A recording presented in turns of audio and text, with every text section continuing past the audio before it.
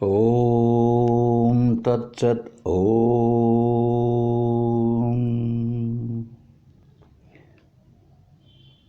ఒక సూర్యుండు సమస్త జీవులకు తానొక్కొక్కడై తోచు పోలికన్, ఏ దేవుడు సర్వకాలము మహాలీలన్, నిజోత్పన్న జన్య కదంబంబుల హృత్ సరోరుహములన్, నానావిధానూన రూపకుడై ఒప్పుచునుండు నట్టి, హరినే ప్రార్థింతు శుద్ధుండనై, హరినే ప్రార్థింతు శుద్ధుండనై. ఓం తత్సత్. హరి ఓం. మనం సదా ముక్తి సుధార్ణవం అనేటువంటి ఆధ్యాత్మిక అద్వైత వేదాంత గ్రంథంలో 5వదైనటువంటి ప్రశ్నోత్తర తరంగము, ప్రశ్న జవాబులను చదువుకుంటున్నాం. సరే, ఈరోజు చూద్దామండి ఏం ప్రశ్న వేస్తాడో, సమాధానం ఎలా ఉంటుందో. అద్వైతాత్ ద్వైతం ఉత్పన్నం చేత్ విసృత్య సదా భవేత్, ఇవ ద్వైతం న చ అద్వైతే కదాప్యైక్యమవాప్నుయాత్. సంజాతం ద్వైతం అద్వైతాత్ వ్యాప్యాద్వైతే విలీయతే, రాగాలాపో మౌన జన్మ యథా మౌనే ప్రలీయతే, నీదా నిష్క్రాంత విహగో ఖేచరన్నీదమాశ్రయాత్, నో కిం విలీయతే అంబోధౌ సాగరోత్పన్న వీచిక. ఈ 3 శ్లోకాల్లో ఒకటే ప్రశ్న, ఆన్సర్, జవాబు. ఏం చెప్తున్నాడు శిష్యుడు అంటే, అద్వైతాత్ ద్వైతం ఉత్పన్నం చేత్, అద్వైతంలో నుంచే ద్వైతం కల్పించబడింది అని అనుకుంటే, అద్వైతాత్ ద్వైతం ఉత్పన్నం చేత్, అలా అయితే చూడండి చెప్తున్నాడు. ఇది ఎలాగా, అట్లాంటప్పుడు ఏమవుతుంది? ఇవ ద్వైతం నచ అద్వైతే కదా ఐక్యమవాప్నుయాత్. అలా ఉన్నప్పుడు అద్వైతం నుంచే ద్వైతం అనేది కల్పించబడింది అని మనం ఒప్పుకున్నట్లయితే ఏమైనట్టు? ఈ అద్వైతం క్రమంగా అంతా వ్యాపించిపోయి ఇక ద్వైతమే ఎప్పటికీ ఉండిపోతుంది కదా. అద్వైతం అన్నదే వ్యాపించిపోయి ద్వైతంగా ఏర్పడింది అని మనం అనుకున్నట్లయితే, అటువంటప్పుడు ఇక అద్వైతం అనేది ఏముంటుంది? అంతా అద్వైతమే కదా.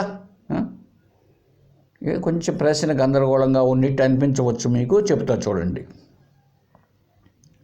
ఇప్పుడు బంగారే నగలంతా వ్యాపించి ఉంది అన్నారనుకోండి, ఒక 1/4 కేజీ బంగారు తెచ్చారు, 250 గ్రాములతో ఒక 6-7 నగలు చేయించారు. ఇప్పుడు ఆ బంగారు బిస్కెట్ లేదండి, ఆ నగలంతా వ్యాపించిపోయింది. మరి వ్యాపించిపోయిన తర్వాత, నగల రూపేణ వ్యాపించిన తర్వాత అంతా ద్వైతమే కదా, అనేకమే, కానీ ఏకం ఎలా ఉంది ఇప్పుడు? చూడండి ఎంత తమాషగా ఉందో ప్రశ్న. ఇప్పుడు బంగారాన్ని ఎలా అంటావు? అనేకం ఉన్నాయి కానీ ఏకం ఎలా? మరి అన్నీ మళ్ళీ అలాగా ద్వైతం అయిపోయినాయి, ఇప్పుడు అంతా ద్వైతమే. అటువంటప్పుడు అద్వైతాన్ని తిరిగి చేరి ఒకటిగా ఎలా మిగులుతుంది? ద్వైతం అద్వైతం ఎలా అవుతుంది ఎప్పటికీ? ఇంకొక ఉదాహరణ చెప్పుకుందాం. సముద్రంలో నీరే వ్యాపించిపోయి అలలుగా బుడగలుగా అలా తయారైంది. ఏమండి, ఇప్పుడు ఆ అలలన్నీ ఉన్నాయంటే అర్థం ఏమిటి? ద్వైతంగానే ఉంది. అద్వైతం ఎలాగా? అద్వైతం అనేది ద్వైతంగా వ్యాపించిపోయిందండి. మీరన్నట్టు ఏకమేవ అద్వితీయం బ్రహ్మ అంటున్నారు, ఒకటే. ఆ ఒకటే ఏమైంది తెలిసినా ఇప్పుడు అనేకంగా ఉంది. అనేకం ఎప్పుడు అయ్యాయో ఇక ఏకమని ఎలా అంటావు? ఒకటే అని ఎలా అంటావు? అనేకమే కరెక్ట్ కదా అన్నాడండి. దానికి సమాధానం ఏమిచ్చాడు అంటే, నువ్వు చెప్పింది సరికాదు బాబు. వాస్తవానికి అద్వైతం నుంచే ద్వైతం వచ్చింది, ఇది నిజం. ఈ ద్వైతం అనేది వాచారమ్మడంగా విస్తరించి చివరికి అద్వైతం అందే తప్పనిసరిగా అద్వైతం అందే ఏకమవుతుంది. అనేకంగా కనిపిస్తున్నాయి అంటావు కానీ అది కేవలం వాచారమ్మడమే. ఏది అనేకంతో రూపనామాలుగా వ్యాపించి ఉందంటున్నావే, అదంతా కేవలం మాటలే కానీ అది విస్తరించి చివరికి అద్వైతమందే ఏకమైపోతుంది. ఇక వేరుగా ఉండడానికంటూ ఏమీ లేదు, ఎందుకది సత్యం కాదు కనుక. ఎలాగా అంటే చూడండి, రాగాలాపౌ మౌన జన్మ యథా మౌనే ప్రలీయతే. ఈ రాగాలన్నీ పాడుతున్నారే సంగీత రాగాలు, అవి ఎక్కడి నుంచి పుట్టాయి? ముందు మౌనం నుంచే. ఊరికే ఉన్నవాడే కదా పాడుతున్నాడు ఆ సంగీతాన్ని. ఊరికే ఉండేటువంటి హార్మోనియం ఫిడేలు తీసుకొని కదా వాయిస్తున్నాడు. కాబట్టి అనేకంగా రాగాలు ఎంత కనపడుతున్నా కూడా ఆ మౌనం అనే దాని నుంచే వచ్చాయి. తర్వాత అయిపోయిన తర్వాత మళ్ళీ ఏమవుతాయి? ఎంత కొంతవరకు వ్యాప్తి చెంది చివరికి మళ్ళీ ఏమవుతున్నాయి? మౌనం నందే ఊరికే ఉండిపోతుంది. అన్ని రాగాలన్నీ నిలిచిపోయి మళ్ళీ హార్మోనియం మూసుకొని ఫిడేలు సంచిలో పెట్టుకొని పోతూ ఉంటాడు. కాబట్టి మౌనం ఉంది విలీనం, అంతే కదా. అంతేకాకుండా ఇంకా చెప్పాడండి, విహగో ఖేచృన్నీదమాశ్రయేత్. ఈ పక్షులు ఉన్నాయి విహంగములు, అవి ఏం చేస్తున్నాయి? ఉదయం అయిపోతూనే ఎక్కడెక్కడో తిరుగుతాయి. సాయంత్రం అయ్యేటప్పటికి ఏమవుతాయి? మళ్ళీ కొంతకాలానికి మళ్ళీ గూటికే చేరుతోంది కదా. అలాగే ఇంకా చెప్పాడు, విలీయతే అంబోధౌ సాగర ఉత్పన్న వీచిక. అది అంబోధు ఏమండి, ఈ సముద్రం ఉందే, సముద్రంలో నుంచి లేచినటువంటి ఈ అలలన్నీ ఎక్కడి నుంచి పుట్టాయి? ఏకమైనటువంటి సముద్రం అనే నీటిలోంచి పుట్టాయి. మళ్ళీ ఎక్కడ చేరిపోతున్నాయి? సముద్రం అందే చూస్తున్నాం కదా. కనుక అద్వైత తత్వం కూడా అంతే చూడండి. కాబట్టి ఉన్నది అద్వైత తత్వమే. మరి ద్వైతము ఏమండి? అద్వైతం అంటే రెండు కానిది అని అర్థం. ఒకటే, ఉన్నది ఒకటే, ఆ ఒకటే అనేకంగా కనిపిస్తున్నది. ఏమండి? ఆ ఉన్న ఒకటే అనేకంగా కనిపిస్తున్నది. ఇప్పుడే చెప్తే ఒక సూర్యుడు సమస్త జీవులకు అన్నట్టు అతడే అనేకంగా కనిపిస్తున్నాడు అంతే. అంతేగాని నిజంగానే అనేకమైపోలే. మరి ఏందది అనేకంగా కనిపిస్తున్నది అంటే ఆ ఒకటే అనేకంగా కనిపిస్తున్నది. అనేకం అన్నది మిథ్య, ఎందుకు? రూపనామాలతో ఉన్నది, అంతేగాని సత్యంగా లేదు. సత్యంగా లేదది. మరి ఏంటంటే అది రూపనామాలు దాల్చి ఉంది. వాచారమ్మడం వికారో నామధేయ. అది కేవలం వాచారమ్మడం మాత్రమే, వాక్కు చేత తెలియబడుతున్నాయి, అంతేగాని పేర్లతోవి నిజంగా సత్యంగా ఉండి కాదు. సత్యంగా ఉండి అలా కనిపించడం లేదు. వాస్తవానికి ఉన్నది ఒకటే, సత్యమైనది సత్యమైనది ఒకే ఒక ఆత్మస్వరూపం. ఇప్పుడు సముద్రంలో నుంచి నీటిలో నుంచి అలల రూపేణా వచ్చిందండి.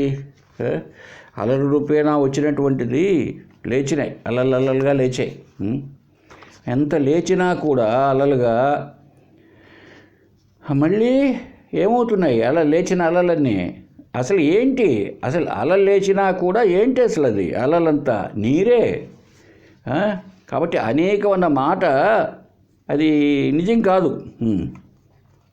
అనేకమన్నదే లేదు, ఉన్నది ఒకటే. అన్నీ కనపడుతున్నాయి, అది ద్వైతమే అంటావా నువ్వు? కనపడుతున్నాయి అంతే. కనపడుతున్నాయి కనుక అది నువ్వు అంటున్నావు కనపడుతున్నాయి కదా అని. కనపడుతున్నంత మాత్రముతో వాటికి ఆలలు అని మనం పేరు పెట్టాం, వాచారమ్మణం. అంతేగాని అవి సత్యము కాదు, అది సత్యం కాదు. ఎందువల్ల సత్యం కాదు? పట్టి చూచిన లేవు పాలులారా అన్నాడే, అలాగే అంతా కూడా ఆ అలలంతా కూడా ఏంటిది?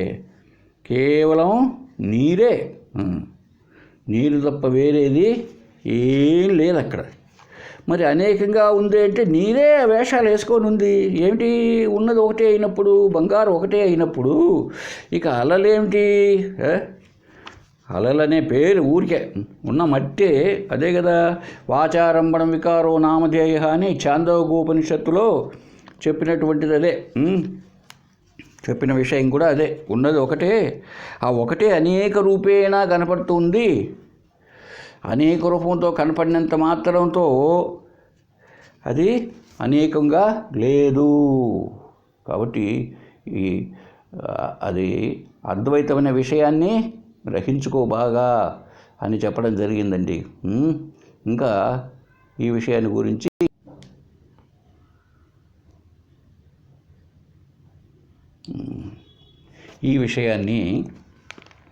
ఆది శంకర్లు చెప్తున్నారు చూడండి. అసత్కల్ప వికల్పోయం విశ్వమిత్యేక వస్తుని నిర్వికారే నిరాకారే నిర్విశేషే భిదాకృతః. ఏంటయ్యా భేదం ఎలా వచ్చిందయ్యా? అసలు బ్రహ్మం అంటే ఏమనుకున్నావు నువ్వు? అది ఒకటే. మరి ఈ విశ్వమంతా ఏంటి? ఆ ఏక వస్తువునందు అసత్తుగా కల్పన వికల్పాల చేత ఏర్పడింది. అది ఎటువంటిది? నిర్వికారే నిరాకారే నిర్విశేషే. ఆత్మ వికారము లేనిది, ఇక రెండవది ఏమీ లేనిది, ఒకటే అంతా ఉన్నప్పుడు ఇక భేదం ఎక్కడి నుంచి వచ్చింది అన్నాడండి భిదాకుతః. భేదం ఎలా వచ్చింది?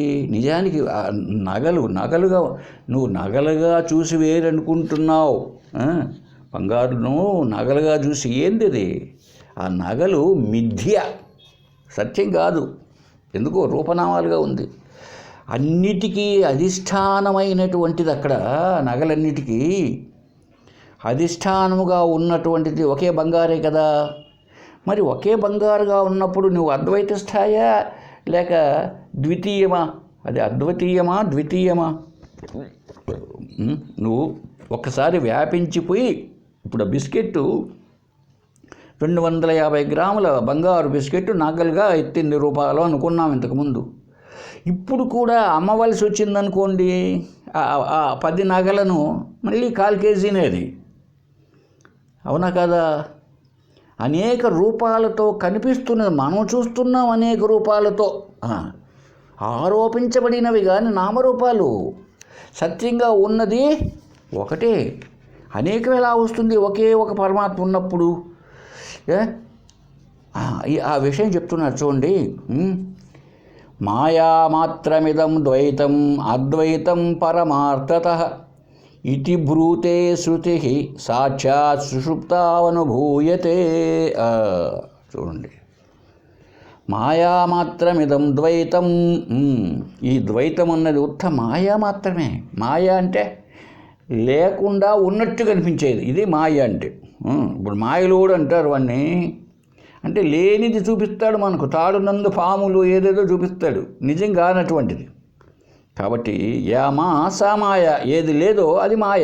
అటువంటి మాయ ఒకటి ఉంది, అదే ద్వైతమంది అంటున్నామే, అదంతా మాయా మాత్రమే. ద్వైతం అద్వైతం పరమార్థతః, పారమార్థిక సత్యంగా నువ్వు చూస్తే అది అద్వైతమే. 2 లేవు, 2, 3, 4, 5 కోటి 10 కోట్లు 100 కోట్లు ఇలా లేవు. ఏమండి? ఆ రూపనామాలను వదిలిపెట్టి చూడు నువ్వు.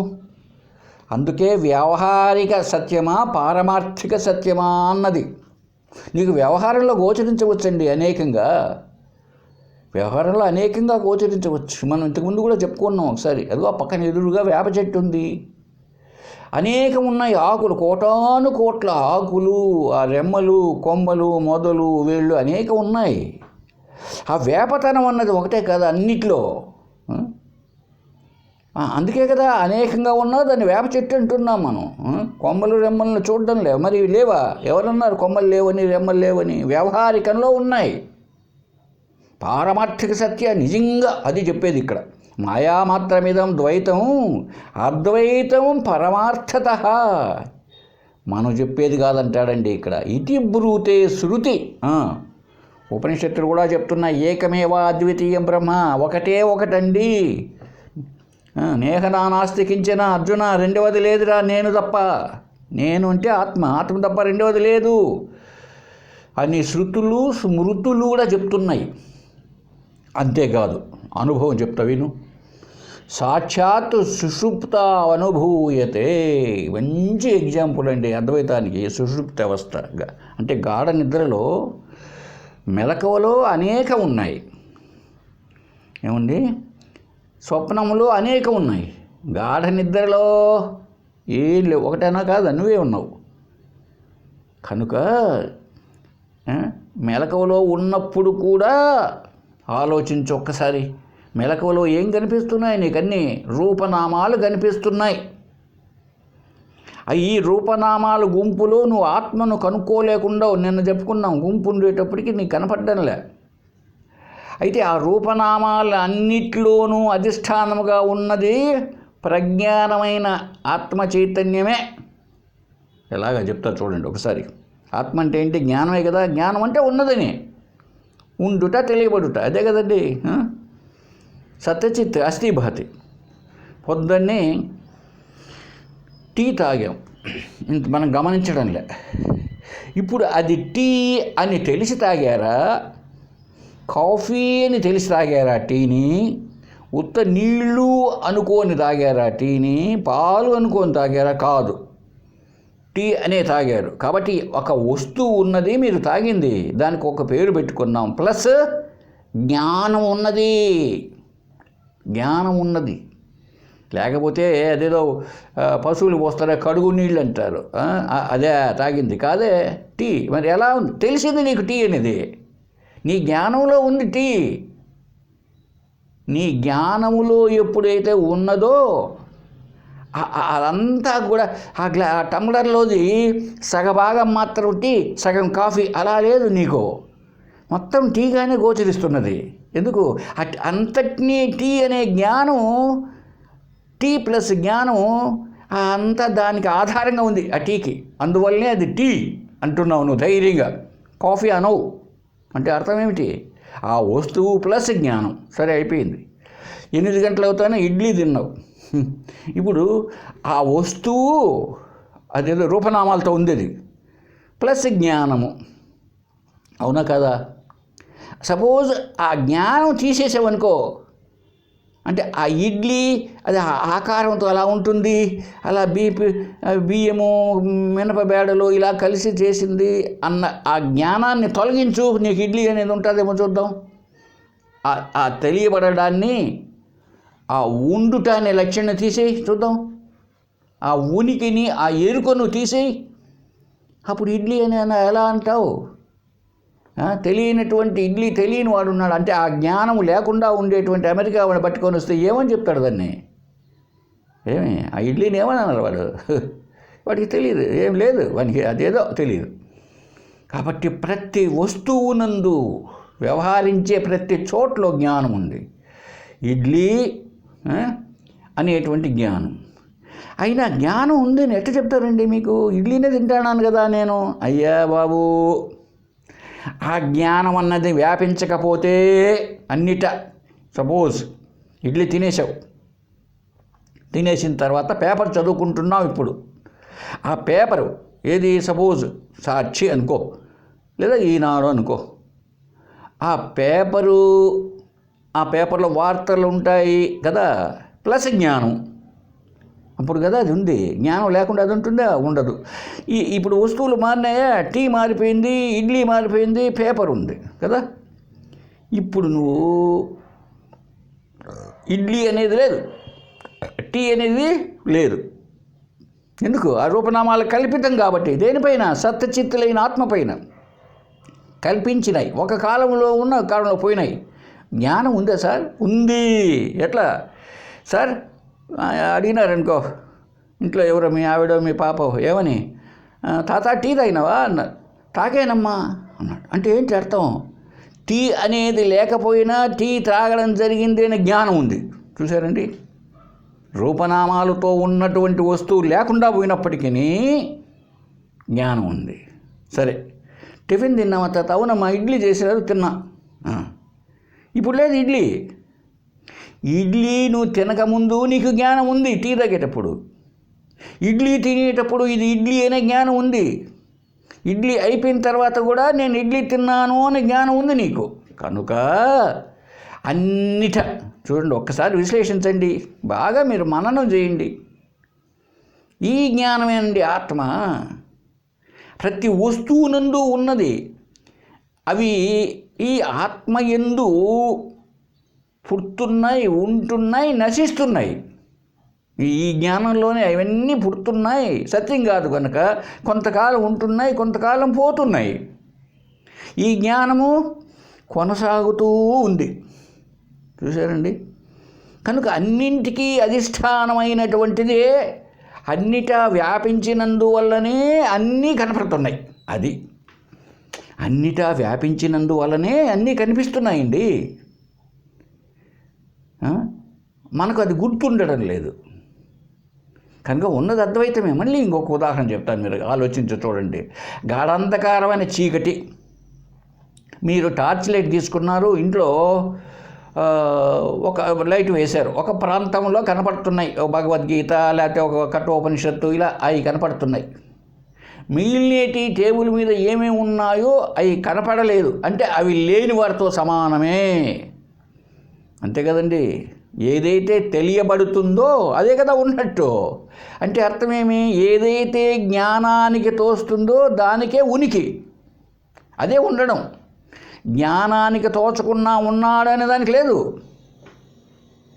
ఏదైనా సరే జ్ఞానం లోపలికి వచ్చిందేనండి ఉంటుంది, జ్ఞానం లోపలికి రానిది ఉండదు. చూసుకోండి, మీరు ఆలోచించండి. జ్ఞానం అంటే తెలివి, ఎరుక. మీ ఎరుకలో లేని మనిషి మీరు చెప్పగలుగుతారండి? మీ ఎరుకలో లేని మనిషిని గురించి, లేని విషయాన్ని గురించి మీరు చెప్పగలుగుతారా? కాబట్టి నాకే నవ్వు వస్తుంది. ఎందుకంటే ఒకప్పుడు 1964లో టీ నగర్లో ఉందండి దక్షిణ భారత హిందీ ప్రచార సభ. అక్కడ కాన్వకేషన్కి వెళ్ళాను నేను. ప్రవీణ, రాష్ట్ర భాషా ప్రవీణ కాన్వకేషన్కి వెళ్ళాను. వెళ్ళినప్పుడు నాతో పాటు ఇంకొక అతను కలిసాం, ఇద్దరము. తిరిగి వచ్చేటప్పుడు ఏదో హోటల్, నాకు పేరు జ్ఞాపకం రావడంలే, అక్కడికి వెళ్ళామండి. 64లో అనుకోండి. అక్కడ వెళ్ళిన తర్వాత అక్కడ కొంతమంది తింటున్నారు ఏదో, అది త్రిభుజాకారంగా ఉంది, దాని లోపలంతా కూడా బఠనాలు, ఉల్లగడ్డ లాంటి మసాలా ఉంది. అది ఎప్పుడు నేను తినలేదు అప్పటికి, ఆ రోజుల్లో. అది ఏందో మాకు తెలియదు, నాకు తెలియదు, మా మిత్రుడు నాతో పాటు వచ్చిన అతనికి తెలియదు. ఇప్పుడు సర్వర్ వచ్చాడు, ఎన్నా వెన్నో సార్ అన్నాడు. ఏం చెప్పాలి ఇప్పుడు? అట్లా అంటే అది ట్రయాంగిల్, త్రిభుజాకారంగా ఉంది, పైన ఏదో గోధుమ పిండో ఏదో దేంతోనే చేశారు, ట్రయాంగిల్గా ఉంది. సరే, ఇప్పుడు చెప్తాను దాని పేరు సమోసా, వెజిటబుల్ సమోసా అనేది. ఆ రోజుల్లో తెలియదు. ఇప్పుడు ఎలా అది అంటే ఈ ఫలాంది ఎట్లా నాకు చెప్పండి అంటే మా జ్ఞానంలో అది లేదు, ఏమని చెప్పాలా? ఆ పక్క తినేవాడిని చూపించే అది వాడికి సొల్లుంది సార్ అంటాడు వాడు, వచ్చింది సర్వరు. ఏం చెప్పాలా? లాస్ట్ కాఫీ అని చెప్పి లేచి వచ్చాం, కాఫీ తాగి. పెద్ద హోటల్ అది, మోర్ మార్కెట్ దగ్గర ఉండేది ఆ రోజుల్లో, మోర్ మార్కెట్ ఉన్నప్పుడు. కనుక మనకు తెలియనిది లేనిదే. అంటే ఏమిటి అర్థం? మన జ్ఞానము, మన ఎరుకలో, ఎరుక అన్నదేనండి ఆత్మ, జ్ఞానం అన్నదే, ఇంకేదో కాదు. కనుక ఏదైనా ఇప్పుడు ఆ టార్చ్ లైట్ విషయం చెప్తూ ఉంటుంది కదా, టార్చ్ లైట్ వేసాం, కొన్ని కనపడ్డాయి, కొన్ని కనపడలేదు. ఇప్పుడు వాటిల్ని ప్రకాశింపజేసాం, ఆ టార్చ్ లైట్ వెలుతురుతో అవి ప్రకాశింపజేసాం. వేదాంత భాషలో చెబితే అవి ప్రకాశములు, ప్రకాశ్యములు. ఈ టార్చ్ లైటు ప్రకాశము కదా, ఇది కాంతి, ఇది జ్యోతి, అవి తెలియబడునవి. ఎక్కడ తెలియబడుతున్నాయి? కాంతిలో తెలియబడుతున్నాయి. అంటే తెలియబడే లక్షణం వాటికి ఎలా వచ్చింది? కాంతి వల్ల వచ్చింది. ఆ కాంతి ఆ భగవద్గీత అనే పుస్తకాన్ని, ఉపనిషత్తు అనే పుస్తకాన్ని, ఇంకేదో ఉన్నాయనుకోండి, కంటెద్దాలు పెట్టే ఉన్నది, వీటన్నిటిని చుట్టుముట్టిందండి ఈ జ్ఞానం. ఈ జ్ఞానం చుట్టుకుండేటప్పటికి అది జ్ఞానవంతమైంది. జ్ఞానములో ఉన్నాయి అవి అన్నీ, నిజంగా లేవు అవి. వాటికి ఆధారం ఏమిటి? ఈ జ్ఞానమే, కాంతే కదా అక్కడ అర్థం. కనుక మన జ్ఞానం ప్రసరిస్తేనే అవి ఉన్నాయి. కనుక జ్ఞానమే వాటన్నిటికీ ఆధారం. ఎన్నేం చెప్పండి, ప్రతి చోట్ల జ్ఞానం అన్నది ఉంటేనే అది ఉంది. జ్ఞానం లేకపోతే అది లేదు. జ్ఞానం లేకపోతే అసలు ఉనికి లేదు. ఉంది అనడానికి ఏం ఆధారం? తెలియబడితే కదా అది ఉంది. తెలియబడితే అది ఉంది, లేకపోతే లేదు. ఆ తెలియబడుట, ఆ ఉండుట, అది ఆనందాన్ని ఇచ్చుట అనేదే ఆత్మ. అలా చూసినప్పుడు ఈ సర్వము లోకమంతా కూడా జ్ఞానములో ఉన్నది. అవునా? ఇప్పుడు ఆ 1/4 కేజీ బంగారులో నెక్లెస్, చైను, గాజులు అన్నీ ఉన్నాయండి, ఉంగరం అంతా. ఇప్పుడు ఎక్కడున్నాయి ఇవన్నీ అంటే బంగారంలో ఉన్నాయి. అవునా కదా? బంగారంలోనే ఉన్నాయి, ఇవి బంగారుగానే ఉన్నాయి. అంటే ఏవేవైతే బంగారులో ఉన్నాయో అదంతా బంగారే.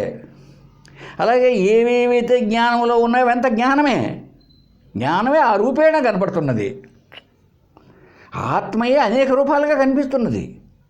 మట్టి అనేక కుండలుగా కనిపిస్తున్నది. మట్టే ఇప్పుడు అనేకం కాదు, సత్యం ఏకమైందే, అన్నిట్లో ఒకటే ఉండేది అధిష్టానం. ఈ విషయాన్ని బాగా గమనించాలి మనం. అందువల్లనే ఏం చెప్పబడుతున్నది శృతి చూడండి. మాయామాత్రమిదం ద్వైతం అద్వైతం పరమార్థతః ఇతి బ్రూతే శృతి సాక్షాత్ సుషుప్తావనుభూయతే. ఇదండి, గాఢ నిద్రావస్థలో ఎవరున్నారు? ఒక్కటే ఉంది. జగత్తులు లేవు, శరీరం లేదు, దేవుడు లేడు, జీవుడు లేడు, ఏమీ లేదు. ఇది అందరి అనుభవంలో ఉంది. ఎందుకు? ఏం చెప్తాడు? నిద్రలేస్తే హాయిగా నిద్రపోయినాను అంటాడు, ఏమి తెలియబడలేదు అంటాడు. అంటే రెండవది ఏమీ తెలియబడలేదు అంటే ఏమి? జ్ఞానము అనే దాంట్లోకి ఏమీ లేదు, జ్ఞానమే అయిపోయింది. సరే, అప్పుడు ఇవన్నీ ఎక్కడ పోయినాయండి? ఈ బ్యాంక్ బ్యాలెన్సులు, నీ పొలములో పంట, నీ ఉద్యోగము, మీ ఇల్లు, నీ భార్య, బిడ్డలు, నువ్వు పూజించే శివుడు, నువ్వు పూజించే రాముడు, వీళ్ళంతా ఎక్కడ పోయినారు? గాఢ నిద్రలో అందరూ లయమైపోయి ఉంటారు. ఎక్కడ? ఆ గాఢ నిద్రలో ఏ హాయి, ఏ ఆనందం, ఏ ఆత్మ చైతన్యం మాత్రం ఉన్నదో అక్కడ లయమైపోయి నశించిపోలేదు. అది వచ్చినటువంటిది. మనస్సుతో సహా మనస్సు కూడా లయించిపోయింది, నాశనం కాలేదు. అంతే. మళ్ళీ ఎక్కడి నుంచి వచ్చింది ఆ జగత్తు? ఒకసారి ఆలోచించండి. ఒక్కసారి ఆలోచిస్తే ఎక్కడి నుంచి వచ్చింది? ఆ గాఢ నిద్రావస్థలో ఏదైతే ఏకముగా ఉన్నదో దాని నుంచే వచ్చిందండి మళ్ళీ జగత్తు. మళ్ళీ దానిలోకే పోతుందండి. ఎవ్వనిచే జనించు జగము ఎవని లోపల నుండు లీనమై ఎవని ఎందుడిందు. చూశారండి ఎంత గొప్పగా ఉందో పద్యం. తైత్తిరీయోపనిషత్తే చెప్తుంది, యతో వా ఇమాని భూతాని జాయంతే ఏన జాతాని జీవంతి. ఈ భూతములన్నీ దేని నుంచి అయితే వచ్చాయో, దేనిలో ఉంటున్నాయో, నశిస్తే దేంట్లో పోతున్నాయో అది ఆత్మ. దేని నుంచి వస్తున్నాయి? జ్ఞానము ఎప్పుడైతే ఉందో అది తన పాటికి తాను ఉన్నప్పుడు ఏ జగత్తు లేదు, ఏమీ లేదు. ఒక్కసారిగా ఆ జ్ఞానంలో నుంచి మనస్సు అని పుడుతూనే అన్నీ వచ్చాయి. ఈ పుట్టడం కూడా ఎలా ఉంటుంది అండి చూడండి, ఒకసారి చెప్తా మీకు. మనం ఉపనిషత్తు ఏం చెప్తోంది? తైత్తిరీయోపనిషత్తు ఏకమేవ అద్వితీయం బ్రహ్మ తతః ఆకాశాత్ సంభూతః అన్నదండి. ఉన్నది బ్రహ్మమే, దాని నుంచి ఆకాశం వచ్చింది. ఆకాశాత్ వాయు, దాని నుంచి వాయువు వచ్చింది. వాయోర్ అగ్ని, అగ్ని ఆపహ, నీరు, నీటి నుంచి పృథ్వీ, పృథ్వీ నుంచి మొక్కలు, ఓషధులు, దాని నుంచి జీవులు వచ్చారు అని చెప్పిందండి కదా. ఇప్పుడు చూడండి, ఆకాశ లక్షణం ఏమిటి? శబ్దము. రెండవది వాయువు లక్షణం ఏమిటి? స్పర్శ. తర్వాత మూడవది అగ్ని. అగ్ని అంటే కాంతి, వెలుతురు, తేజస్సు. దాని లక్షణం ఏమిటి? రూపాలు, ఆకారాలు కనపడడం, రూపం కనపడడం, రూపం. నీటి లక్షణం ఏమిటి? రుచి. పృథ్వీ లక్షణం ఏమిటి? వాసన. ఇవే కదా శబ్ద, స్పర్శ, రూప, రసగంధాదులు కదా. ఇప్పుడు చూడండి, మీకు హాయిగా నిద్రపోతున్నారండి. అప్పుడు మీరు ఒక్కరే ఉన్నారు. మీరు నిద్రలోంచి బయటికి ఎప్పుడు వస్తారో తెలుసా అండి? మామూలుగా చూడండి, గమనించండి, ఒక రోజుగా చూడండి, ఏదైనా శబ్దం వస్తానే లేస్తారు. అంటే అర్థం ఏమిటి? మీరు లేచేటప్పటికి శబ్దం వచ్చినది. అవునా కాదా? మనం ఏమంటున్నామంటే శబ్దం చేస్తే లేచామని అంటున్నాం. మనం లేచేటప్పటికి ఫస్ట్ పుట్టింది ఏంటండి? శబ్దం. అంటే ఫస్ట్ ఏం పుట్టింది మీ నుంచి? ఆకాశం పుట్టిందండి. అయిపోయింది. తర్వాత ఆ కళ్ళు తెరిచిన తర్వాత ఎవరైనా మెలక వచ్చినదనుకోండి, శబ్దం చేత జాగ్రత్త అవస్థలోకి వచ్చేసాడు. వస్తూనే లేచి టకిన్ లేచి పరిగెత్తాడు. 1-2 సార్లు బోల్తాడండి. అంటే బోలడం అంటే ఏంది? స్పర్శ సుఖం. సపోజ్ ఫ్యాన్ ఆపై ఉందనుకోండి, కొంచెం అప్పుడే వేడి, అంతవరకు నిద్రలో చెమట పడుతున్నదా, దోమలు గరుస్తున్నాయా, ఏమి తెలియదు, ఏమి లేవు. అప్పుడు ఉంటే కదా నిద్రపోయిన వానికి ఏమీ లేవు. ఎందుకు? తానే ఉన్నాడు. ఇప్పుడు బోల్తాడు ఇటువైపు అటువైపు. అంటే స్పర్శ వచ్చింది. అంటే ఆకాశం నుంచి ఏమొచ్చింది? ఇప్పుడు వాయువు వచ్చింది. అవునా? వాయువు పోతున్న వాయువు నుంచి ఏమొచ్చింది? అగ్ని వచ్చింది. అంటే తేజస్సు. ఇప్పుడు చూడండి, మీరు బొల్లారు, తర్వాత మెల్లగా కళ్ళు తెరిచారు. కళ్ళ ఏం కనపడుతున్నాయి మీకు? రూపములు కనపడుతున్నాయి, రూపాలు కనపడుతున్నాయి. కళ్ళు తెరుస్తూనే ఆకారాలు కనపడుతున్నాయి. కంటికి అధిష్టాన దేవత సూర్యుడు, తేజస్సు అని చెప్పుకొని ఉన్నాం ఇంతకుముందు. అప్పుడే రూపాలన్నీ కనపడతాయి. అంటే తేజస్సు వల్ల. అందువల్ల ఈ వాయువు నుంచి తేజస్సు పుట్టింది. పుట్టించారు మీరే. తర్వాత ఏమైందండి? అగ్ని నుంచి ఆపహ, నీరు పుట్టిందండి. అలాగే మీరేం చేస్తారో తెలుసా? ఇప్పుడు కళ్ళు తెస్తారు కొంతమంది, కింద మంచం కింద నీళ్లు పెట్టుకుంటే నీళ్లు తాగుతారండి గుటకుట. లేదా మీరు బాత్రూంలోకి పోయి నీటిని సృష్టి చేస్తారండి. నీటిని సృష్టి చేస్తారు మీరు బాత్రూంలోకి వెళ్ళి. అవునా కాదా? లేదా పళ్ళు తాగుతారండి. లేదా కొంతమందికి బెడ్ కాఫీ ఇష్టం. కళ్ళు తెరుస్తూనే ఇంకా రాలేదు కాఫీ అన్న ధ్యాసలో ఉంటారు. అంటే నీటితో సంబంధం అవుతుంది. నీటితో సంబంధం అయిన తర్వాత ఏమొస్తుంది? పృథ్వీ. అంటే గట్టితనం. పృథ్వీ అంటే గట్టితనం కదా. వాసన కరెక్టే. సరే, అప్పుడే అనుకోండి, టీ తాగేసిన తర్వాత కొంచెం అంటే మీకు వంట రూమ్లో నుంచి మంచి కుర్మా వాసన వస్తుంది. పూరీ కుర్మా. అంతే, 7 గంటలకో 8 గంటలకో పూరీ కుర్మా తింటారంటే స్థూల పదార్థం. అవునా? ఇప్పుడు అయిపోయింది కదా. ఇంత మాత్రమే కాదు, తర్వాత ఏంటిది? ఆ తినడం ఏంది? ఓషధులు.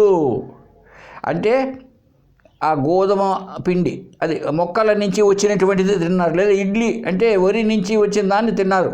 ఓషధులు. దాని నుంచి ప్రాణులు. దాని నుంచి ఇప్పుడు చొక్కా ఫ్యాంట్ చేసుకున్నారు, అలా వీధిలో పోయినారు. మీరు వీధిలో పోతున్న అందరూ కనపడతారండి. ఇప్పుడు మీ వల్లన వాళ్ళ? మీరే సృష్టించారండి. ఇదంతా ఎవరి నుంచి వచ్చింది? ఎక్కడి నుంచి వచ్చిందో ఆలోచించండి ఒకసారి. బాగా మననం చేయండి. మీరున్నారు ఒక్కరే. మీ నుండి ఆకాశము మళ్ళీ ఎనికెందుకు అలాగా జరిగింది. సరే, అలా వద్దు, అంత లైవ్ అయ్యేటప్పుడు చూద్దామండి. ఎక్కడి నుంచి పుట్టింది? ఇప్పుడు ఆకాశం నుంచి పుట్టింది. ఎక్కడికి వచ్చింది? పృథ్వీ వరకు వచ్చింది కదా. పృథ్వీ, ఓషధులు, తర్వాత దాని నుంచే ప్రజలు. ఇప్పుడు బెడ్రూమ్లే పోయినారండి మీరు పడుకోవడానికి రాత్రిపూట. మళ్ళీ ఒక్కరైపోవద్దా? లైన్ కావద్దా? జగత్తంతా మీలో చూడండి ఎట్లా చేస్తారు మీరు. అంతవరకు మీరు ఏ ఆఫీసులోనో 10 మందితో 20 మందితోనో టౌన్లోంచి వచ్చేసారు అంటే అర్థం ఏమిటి? వాళ్ళందరినీ లైవ్ చేసుకున్నారు. మీరు భోంచేశారు ఒక్కరే. లేదా భార్య పెడితే తినేశారు. ఇప్పుడు అంతా అయిపోయింది కార్యక్రమం. అందరినీ వదిలేశారు, ప్రజలందరినీ వదిలేశారు. లాస్ట్కి ఆహారాన్ని కూడా అయిపోయింది, దాన్ని వదిలేశారు. ఆహారాన్ని కూడా లైన్ చేసుకున్నారు. అదే కదా పృథ్వీ లక్షణం. చపాతీనో అన్నమో తినేసారు, అయిపోయింది, పృథ్వీ లక్షణం అయిపోయింది. దాని తర్వాత నీరు. పడుకునేటప్పుడు ఏం చేశారు? గ్లాసు 2 గ్లాసులో నీళ్లు తాగారు. లేదా పాలు ఇచ్చే అలవాటు ఉంటే కొంతమంది ఇంట్లో పాలు తాగుతారు. అయిపోయింది, పడుకున్నారండి. పడుకుంటూనే ఏమవుతుందో తెలిసినా ఇప్పుడు తేజస్సు అండి కదా. తేజస్సు అంటే కళ్ళు తెచ్చుకున్నారు, కాసేపు రూపాలన్నీ కనపడుతున్నాయి, కళ్ళు మూసుకున్నారు, తేజస్సు అయిపోయింది. ఏముంది ఇప్పుడు? వాయువు. సరే కరెంటు పోయింది, రాలే, అప్పుడు ఇసురుకుంటున్నారు ఇట్లా. సరే ఫ్యాన్ గాలి చల్లగా తగులుతోంది, అయిపోయింది. ఇప్పుడు లాస్ట్కి ఎక్కడో ఎవరో శబ్దం చేస్తున్నారు, టీవీలోనూ లేదా పక్కింట్లో. ఇప్పుడు మీరు కళ్ళు మూసుకున్నారు, మెల్లగా గాలి పీలుస్తూ ఉన్నారు, ఎక్కడో శబ్దం మెల్లగా వినపడుతోంది. ఇవన్నీ పైన అన్నీ పోయినాయి కదా. ఇప్పుడు అన్నీ చూడండి, ఒకసారి ఆలోచించండి. లాస్ట్కు ఆ శబ్దం కూడా ఆగిపోయింది. ఇప్పుడు మీరే ఉన్నారండి, అవునా కాదా? చూడండి, ఇలాగ ఆలోచించండి బాగా. కాబట్టి ఎవరి నుంచి అయితే పుడుతున్నాయో దాంట్లోనే లయమైపోతుంది. ఇది నేను చెప్పింది శ్లోకంలో కూడా. ఏం చెప్పాడు? ఎక్కడి నుంచి అయితే అలలన్నీ పుడుతున్నాయో విలీయతే అంబోధౌ, సాగర్ ఉత్పన్న వీచిక. ఆ వీచికలు అలలంతా ఎక్కడ పుట్టాయి? అంబోధులో పుట్టాయి, మళ్ళీ దాంట్లోనే సాగరంలోనే కలిసిపోతున్నాయి. ఎలాగైతే నా నుంచి ఇవన్నీ పుట్టాయి, నాలోకే పోతున్నాయి. కనుక మొదట్లో పుట్టాయి అంటే ఏంటి? ఉన్నది అద్వైతమే. అద్వైతమే ఏమైంది? ద్వైతంగా అయింది. అయితే సత్యమా? కాదు, అది సత్యం కాదు. కనుకనే అవన్నీ లేకుండా పోతున్నాయి. నేను మాత్రమే సత్యం కనుక నేనే ఉంటున్నా.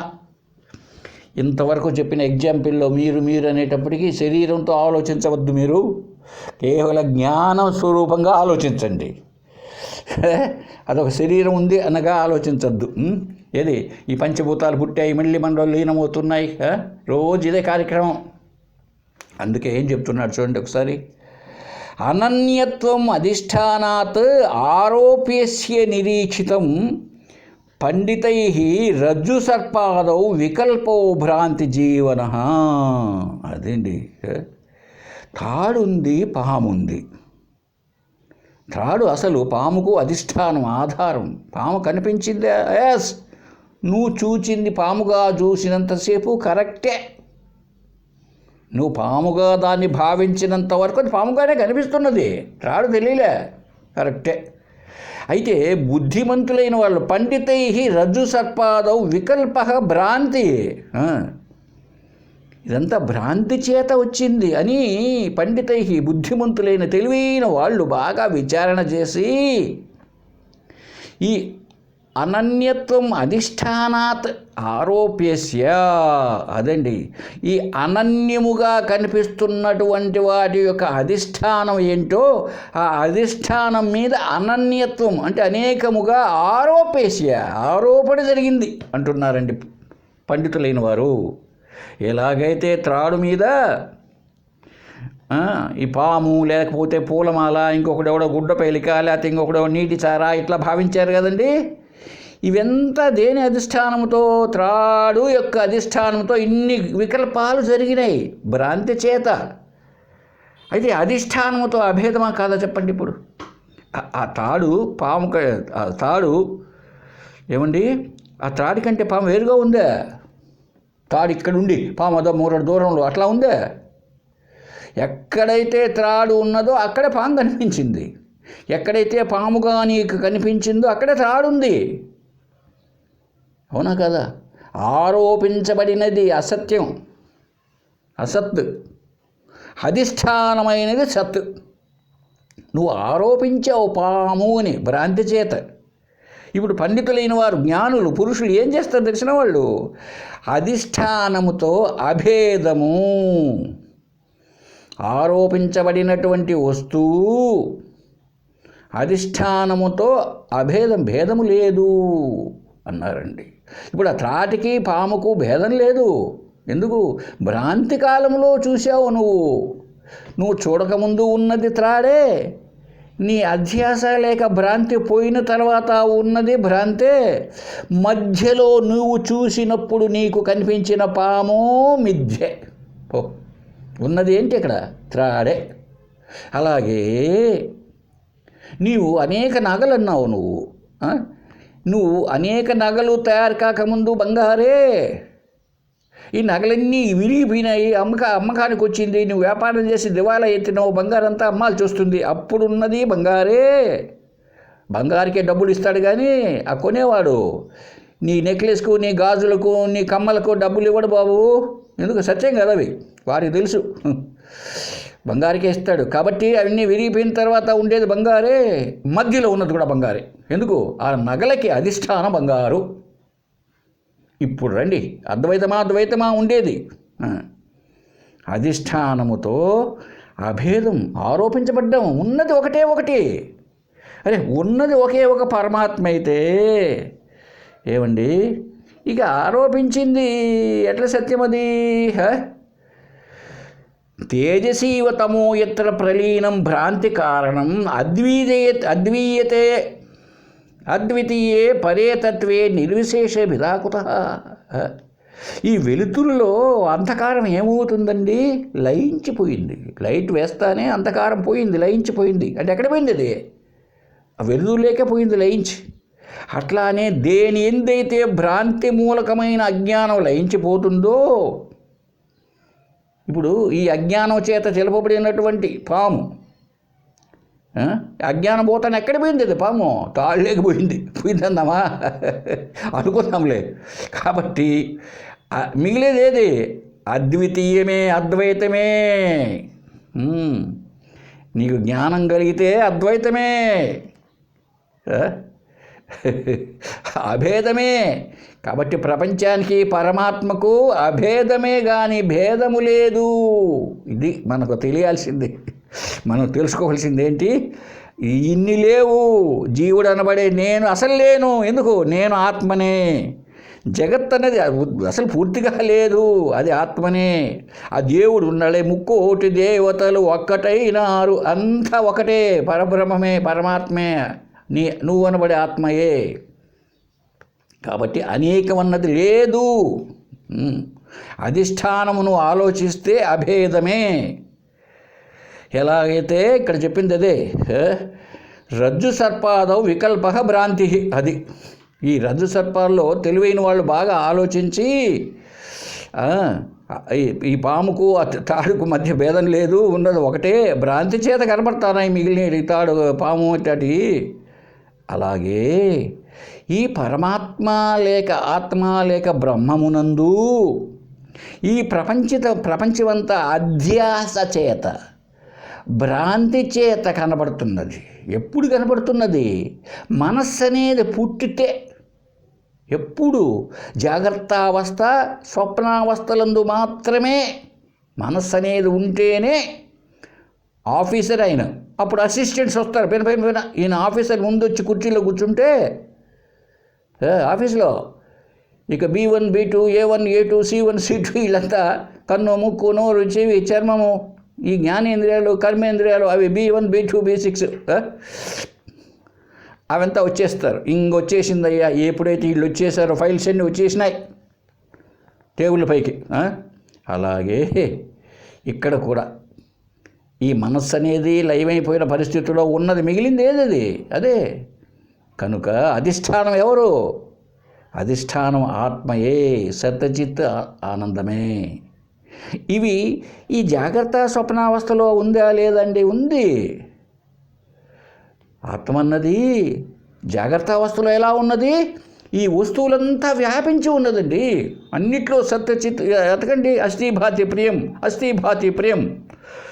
ఇప్పుడు ఏదైనా తీసుకోండి, ఇక్కడ ఒక ఫోన్ ఉంది. ఈ ఫోన్ అన్నది ఆత్మయే అంట. నేను ఫోన్ ఎట్లా అయిందండి ఆత్మ అంటారు మీరు. నేను చెప్తున్నా చూడండి. ఫోన్ ఉన్నది, తెలియబడుతున్నది, నాకు ఆనందాన్ని ఇస్తున్నది కదండి. ఈ ఉన్నది తీసేయండి, ఫోన్ ఉన్నది కదా, ఈ ఉన్నది తీసేస్తే అప్పుడు అది ఫోన్ కాదు. ఉండుట అనే లక్షణం తీసేస్తే, ఎందుకు అక్కడ ఉంది అని తెలియబడుతూ ఉంది, నాకు ఒక విషయం తెలియబడుతుంది. అది తెలియబడినప్పుడే అది ఉంది ఫోను. నాకు తెలియబడలేదు అనుకోండి, అప్పుడు ఫోన్ అనుకోను దాన్ని. పిల్లవాళ్ళు ఆడుకుంటారు చూసారంటే ఒకటేదైనా అదిగా అనుకుంటాం, తెలియబడకపోతే అంతే కదా. అంటే తెలివిలో ఉంది అది, అంటే జ్ఞానంలోనే ఉంది, కాకపోతే రూపనామాలుగా ఉంది అది. కాబట్టి రూపనామాలు సత్యం కాదు. ఆ ఉండుట, తెలియబడుట, ఆనందం అన్నది, అస్థి భాతి ప్రియం అన్నదే ఆత్మ. ఆత్మ సత్యచిత్ ఆనందం అంతటను వ్యాపించి ఉంది జాగ్రత్త అవస్థలో. స్వప్నావస్థలో అది కూడా అంతే, మనసంతా తానే వ్యాపించి ఉంది. మనసంతా ఎందుకు, ఆ మనసు నాకు తెలియబడ్డంలే, నా జ్ఞానంలో లేదు మనస్సు. ఏమండి ఆలోచించండి, జ్ఞానంలోనే ఉంది మనస్సు. కాబట్టి జ్ఞానమే, నీళ్ళే కదిలితే అలండి, అంతే కదా. నీళ్ళే కదిలితేనే అలా. అలాగే ఆకాశం చలిస్తేనే అంటే గాలి, ఈ గాలి యొక్క రాపిడి చేతనే అంటే తేజస్సు అగ్ని, ఈ అగ్ని వల్లనే నీరు, నీరు గడ్డగడితేనే పృథ్వీ. చూడండి ఒకసారి, అవునా. అందువల్ల ఈ బ్రహ్మ మీద ఆరోపించినటువంటి ఈ ప్రపంచమంతా, ఇదంతా కూడా అజ్ఞానజనితమే. అంటే భ్రాంతి కారణం చేతనే, భ్రాంతి వల్ల మాత్రమే అలా ఉన్నది. అది ఎప్పుడైతే మనం అలాగే చూడండి, నహి అస్తి విశ్వం పరతత్వబోధాత్ సదాత్మని బ్రహ్మని నిర్వికల్పే కాలత్రయేన అపిహి ఈక్షితో గుణే నహి అంబు బిందు మృగతృష్ణికాయా. మంచి ఎగ్జాంపుల్ ఇవ్వడం జరిగిందండి ఇక్కడ. మంచి మనకు ఇంకొకటి ఏంటంటే, శాస్త్రం అర్థం కావాలంటే మంచి దృష్టాంతాలు, ఎగ్జాంపుల్స్, దాన్నే యుక్తి అంటారండి వేదాంత పరిభాషలో. మంచి ఎగ్జాంపుల్తో చెప్పడాన్ని యుక్తి అంటారు. అదే తర్కబద్ధం నిలుస్తుంది. తర్కం ఎందుకు కాదంటావు నువ్వు? ఇప్పుడు దేవ ప్లస్ ఆలయము ఏమవుతుందయ్యా అనేటప్పటికీ నీకేం తెలుసు? న్యాయాలయం, న్యాయ ప్లస్ ఆలయం నీకు తెలుసు.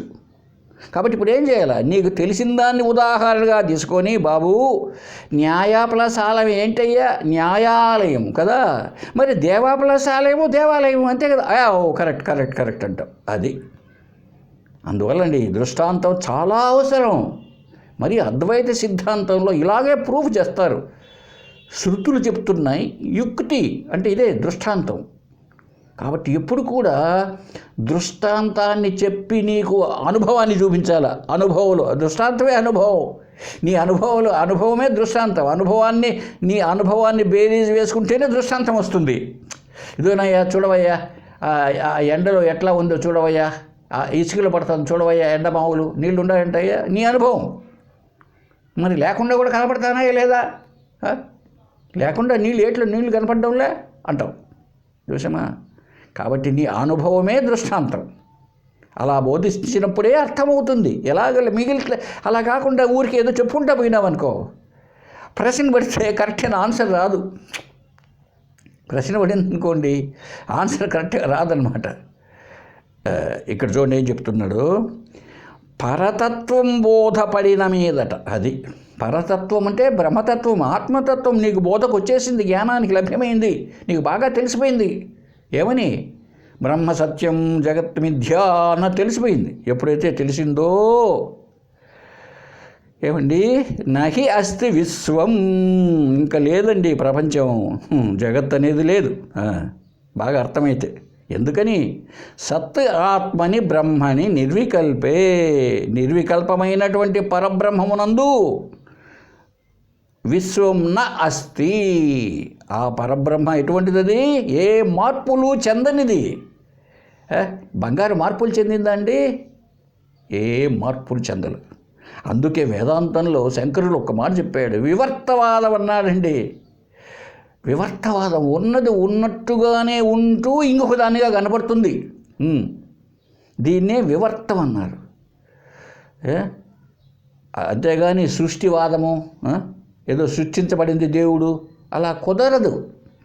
అలా నువ్వు ఈ అనుభవానికి శృతులు చెప్పలేదనుకోండి, నీకు తెలియదు వేదాంతం, వేదాలు చదవలే, ఉపనిషత్తులు, అయినా అనుభవానికి కూడా అందాలి కదా. ఎవరో సృష్టి చేశారు దీన్ని, తప్పు. ఎందుకు? ఎవ్వరూ సృష్టి చేయలేరు. ఇంతకుముందు ఒకసారి చెప్పాను, సృష్టి జరగాలంటే ఉపాదాన కారణం మెటీరియల్ ఉండాలా, ఆ సృష్టికి మెటీరియల్ ఏం చెయ్యాలి, ఇదంతా చెప్పడం జరిగిందిలేండి ఇంతకుముందు. కాబట్టి మళ్ళీ ఎందుకు?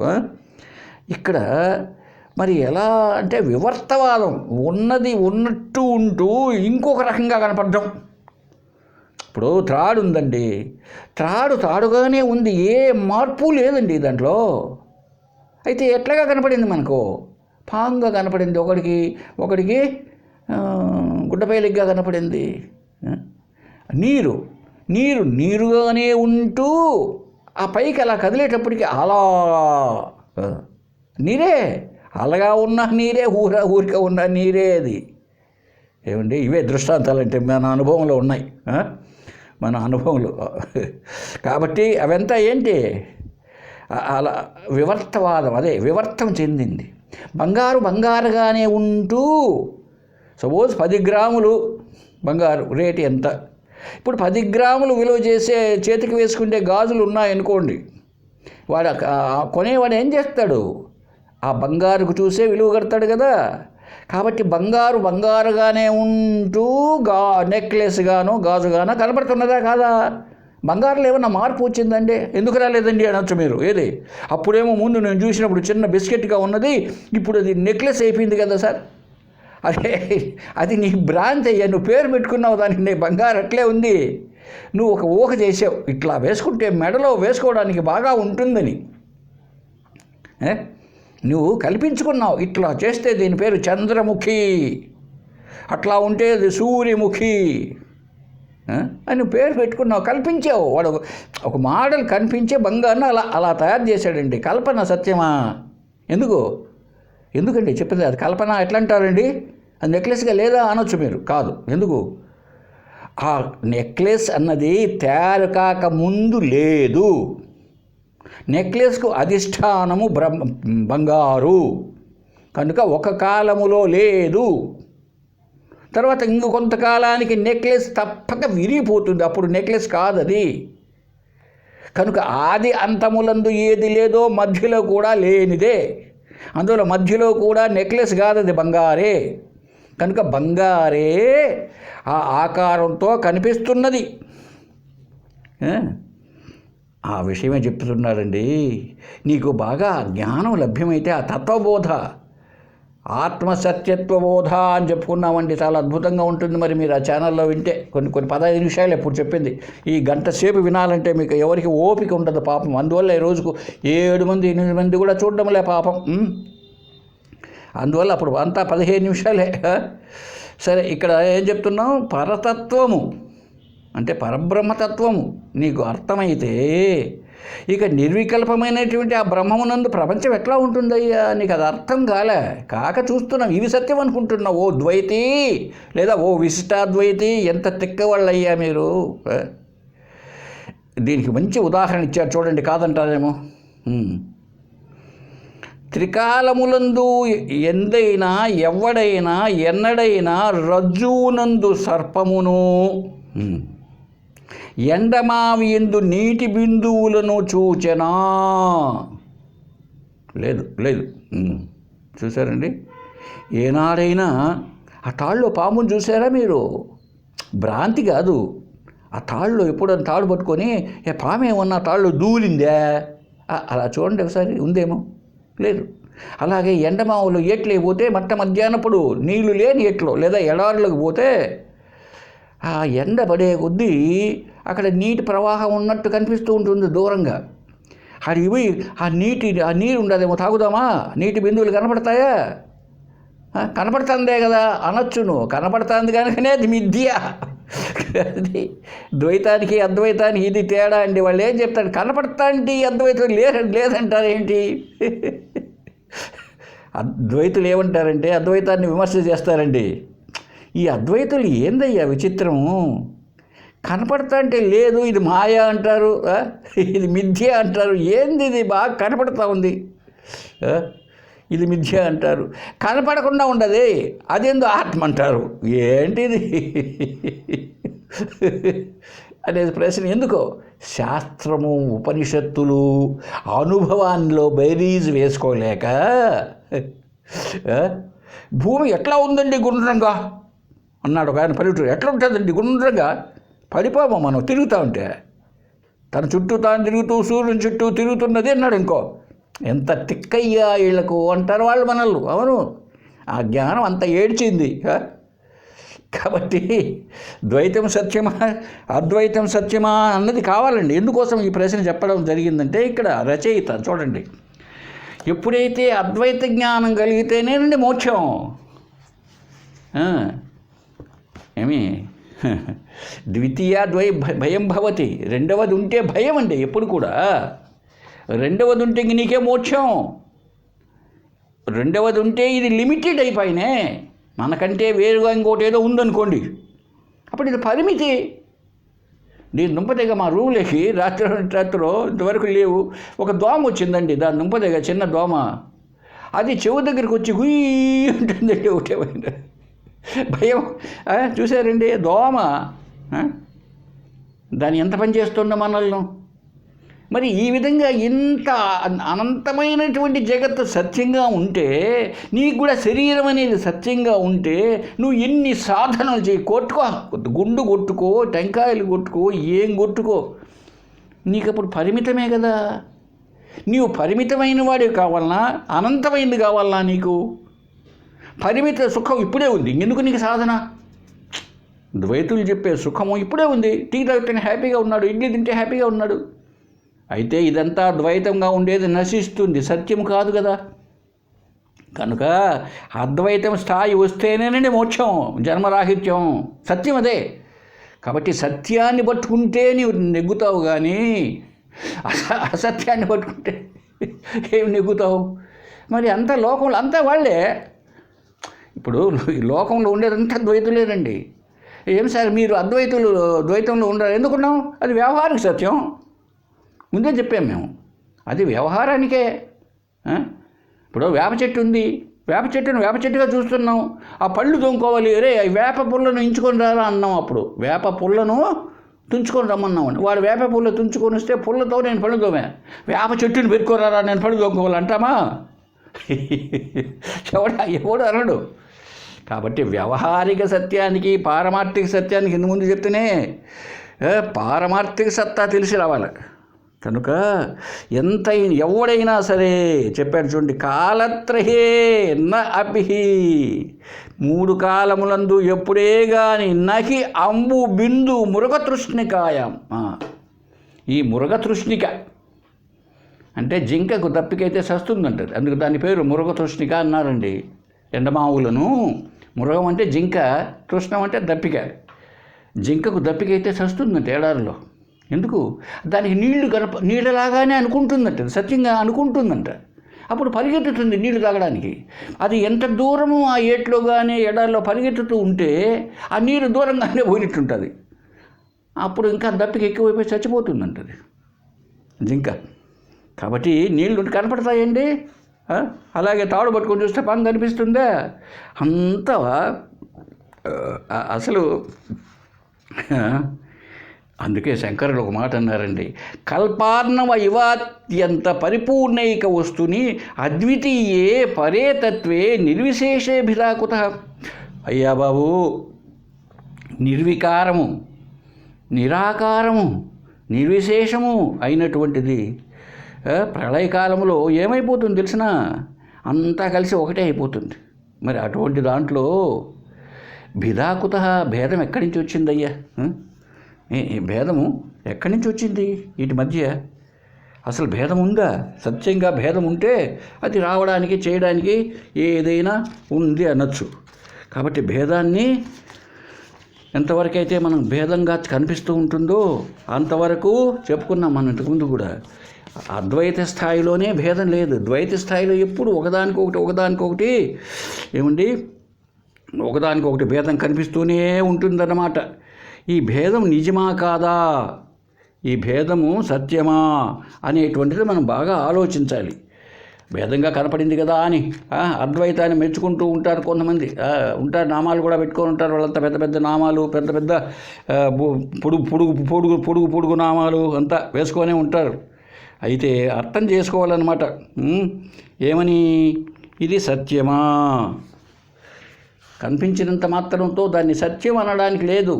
కనిపించవచ్చు ఏమి అది. కాబట్టి చూడండి, ఏం చేయాలంటే మనం రమణ మహర్షి గారు చెప్పారు చూడండి, భేదభావనాత్ సోహమిత్యసౌ భావనాభిద పావనీమత. భేదభావనాత్, భేదభావము కంటే, అంటే దేవుడు వేరు జీవుడు వేరు అనే కంటే అభేద భావన, సోహం ఇతి అసౌ, ఆ పరబ్రహ్మే నేను అనేటువంటి భావన, అభిద భేదము లేనంటి భావనే పావనీమత, గొప్పది అది. కనుక ఆ భావన మనము తెచ్చుకోవాలి. అంతేగాని భేదభావతో ఉండకూడదు. మరి భేదం కనపడతా ఉంది కదయ్యా. ఈశ జీవయో వేషదీభిద సత్స్వభావతో వస్తు కేవలం. ఈశ్వరుడికి జీవుడికి మధ్య దేంట్లో భేదం ఉంది తెలుసా? వాళ్ళు వేసుకున్న వేషంలో. అది ఆయన కిరీటం పెట్టుకొని అంతా పెట్టుకొని ఉన్నాడు, మనం చొక్కా ప్యాంటుతో ఉన్నాం అంతే. సత్ స్వభావతో వస్తు కేవలం. ఈ సత్ చిత్ ఆనంద రూపేణ చూస్తే ఈశ్వరుడికి జీవుడికి మధ్య భేదం లేదు. మనం చెప్పుకున్నాం భాగత్యాగ లక్షణలో జీవుడికి ఈశ్వరుడికి మధ్యలో విరోధాంశాన్ని తొలగించి చూడు. ఏది విరోధాంశం? వీనికి ఆయనకు మాయ, వీడికి ఉపాధి లక్షణాలు, వీనికి అజ్ఞానం. తీసేయి. చైతన్య రూపేణ. చైతన్యం అంటే ఏంటి? జ్ఞానం. చిత్ అంటే సత్యచిత్తానంద రూపేణ, రెండు ఒకటే.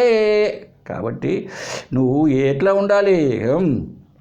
ఆత్మభావంలో స్థితి కలిగి ఉండాలి. భేదాన్ని చూడడం కాదు. భేదం అనేది లేదు అసలు. ఈ విషయాన్ని మనం అర్థం చేసుకుంటే మనం సాధన అంటే ఏమిటి? అప్పుడు రెండు లేవు, ఈశ్వరుడు లేడు, జీవుడు ఉన్నది ఒకటే ఒకటి. ఈ భావనలో మనం పెంచుకుంటూ పోవాలి. ఓం తత్సత్. ఓం పూర్ణమదః పూర్ణమిదం పూర్ణాత్ పూర్ణముదచ్యతే పూర్ణస్య పూర్ణమాదాయ పూర్ణమేవావశిష్యతే. ఓం శాంతి శాంతి శాంతి.